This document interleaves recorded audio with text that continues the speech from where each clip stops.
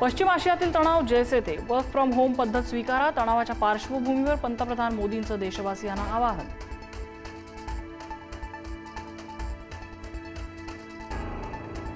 Petrol डिझेलचा वापर जपून करा. इंधनाचे दर वाढल्याने पंतप्रधानांचं आवाहन. तर तेल संकटाच्या पार्श्वभूमीवर खाद्यतेलाचा वापरही मर्यादित करण्याचं मोदींचं आवाहन.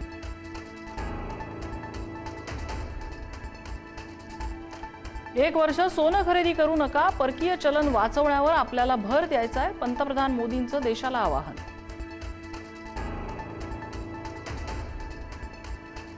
मोदींचे उपदेश म्हणजे सरकारच्या अपयशाचे पुरावे. राहुल गांधींची टीका. तर देशासमोर एकच संकट, त्याचं नाव भाजपा. अखिलेश यादव यांचंही टीकास्त्र.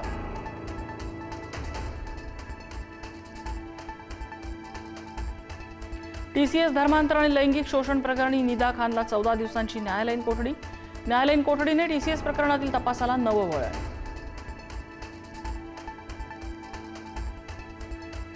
अशोक खरातचा ताबा ईडी घेणार. ईडीकडून कोर्टात अर्ज. न्यायालयाने ईडीचा अर्ज मंजूर केल्याची माहिती.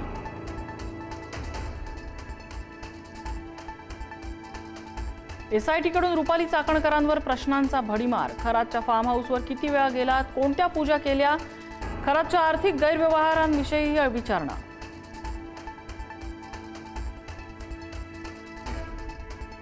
राज्यात सगळीकडे पावसाचा अंदाज. कोकण, मध्य महाराष्ट्र, मराठवाडा आणि विदर्भातही पाऊस. उन्हाचे चटके बसत असताना पावसाच्या धारा बरसणार.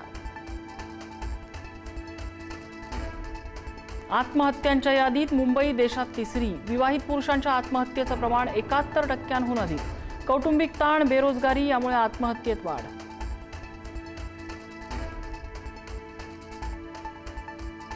आसाममध्ये पुन्हा हिमंत बिस्व शर्मा सरकार.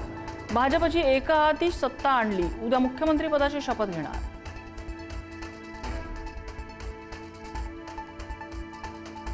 मुख्यमंत्री विजय यांनी घेतली एमके स्टॅलिन यांची भेट. स्टॅलिन यांच्या निवासस्थानी दोन्ही नेत्यांमध्ये चर्चा. विजय आणि स्टॅलिन भेटीनं राजकीय चर्चांना उधाण.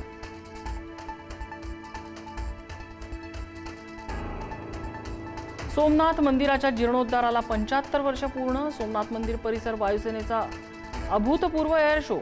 पंतप्रधान मोदींच्या उपस्थितीत सोहळा.